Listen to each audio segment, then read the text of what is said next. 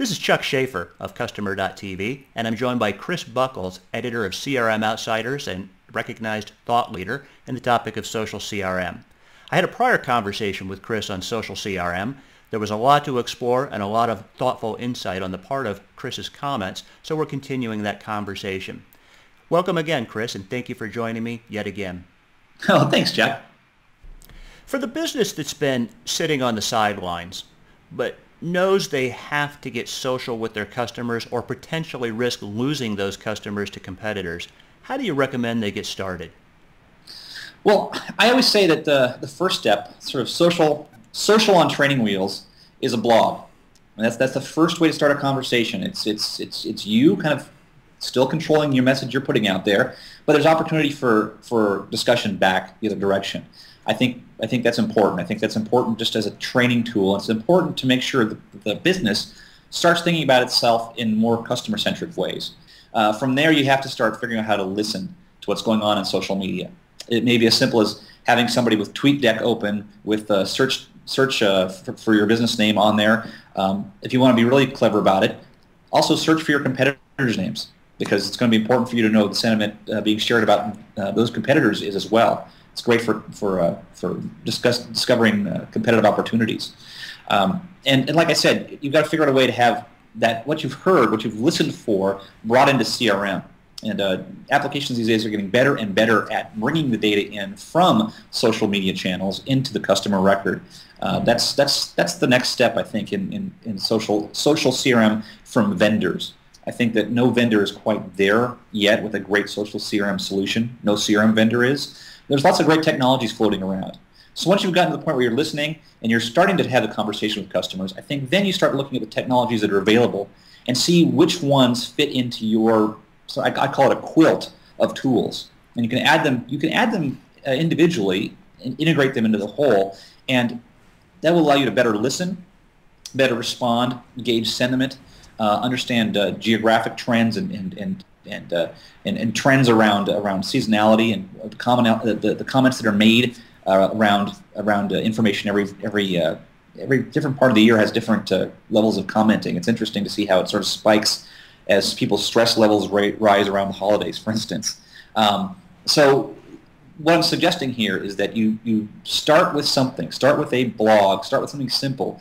Something that's within your ability to manage, within the assets you have in-house, and start expanding from there.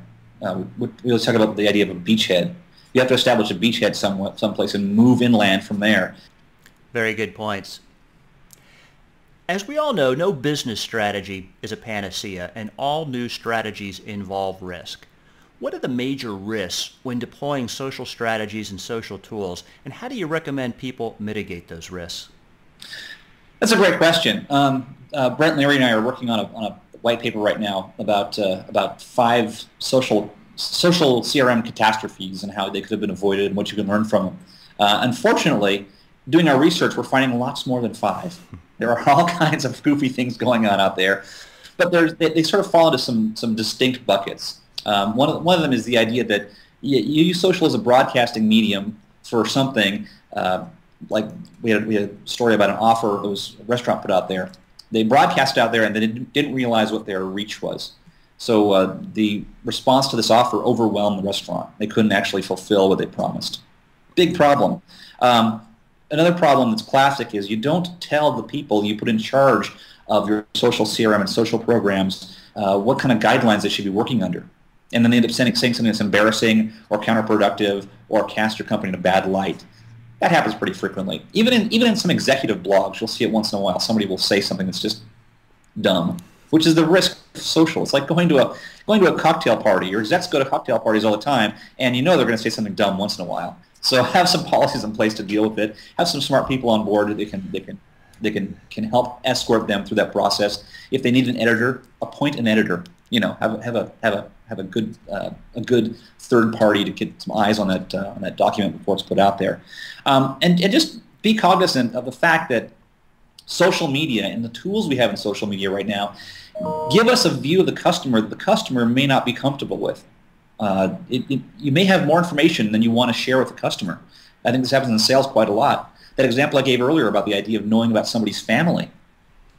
You've got that information. It's helpful. It can help you make a sale or establish rapport, but you can't drop that information in a way that's unnerving or creepy. I think there's still a lot of integration with traditional selling skills that has to go on here. Anybody that thinks this is a replacement for having a really good sales staff or a really good marketing team or a really good support team and those personal skills is making a gigantic mistake. It's the exact opposite. Social requires more of those skills.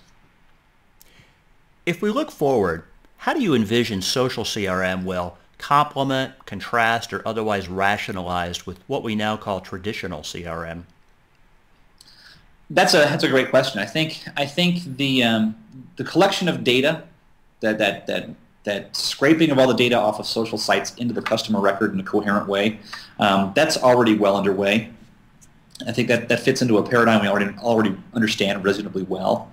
I also think this is going to play a huge role in the rationalization of channels in customer service. I think right now we see a real problem where social media delivered customer issues are getting treated in a different way than customer service issues that are coming in through traditional channels. And what we're seeing is a situation where if your social channels respond more effectively than your traditional channels, you train the customer to start avoiding those traditional channels. And you've got to provide a consistent experience across the board, not just for the sake of the customer, but for the sake of your company.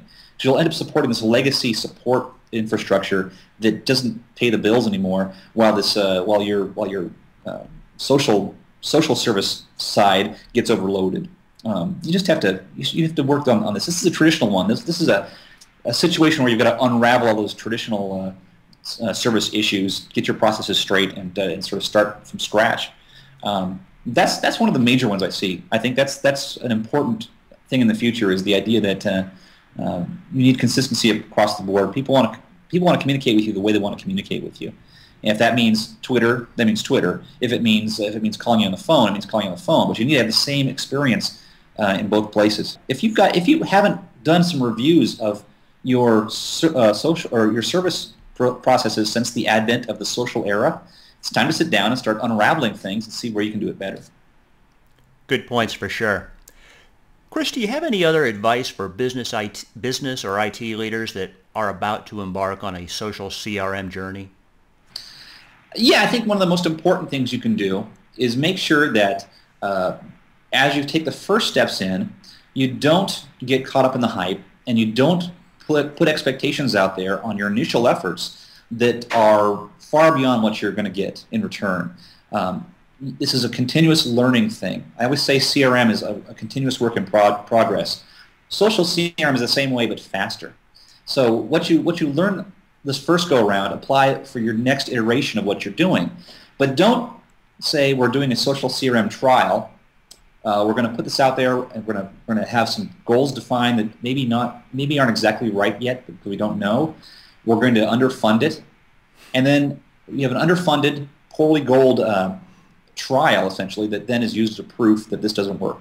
Don't do that. That's a lot of companies have done it in the past, and right now it's maybe they did it 2 years ago, maybe they did it last year, and now after a year of poo-pooing it, they're scrambling to get back in the game because they see, wait a minute, this is maybe it's not social, maybe it's us. So don't shoot for a pie in the sky return right out of the chute. Realize that this is a continuous work in progress. Your customers change, your internal processes change. You've got to keep changing with it, and understand that this is not a fire and forget thing. Your business is committed to customers who are evolving constantly, and so these systems have to evolve constantly as well. Good points for sure. And with that, we're at a good break point to conclude our conversation. This is Chuck Schaefer of Customer.tv, and I've been joined by Chris Buchholz, editor of CRM Outsiders. Chris, thanks for your conversation and insights, and thanks for joining me today. Oh, thank you, Chuck.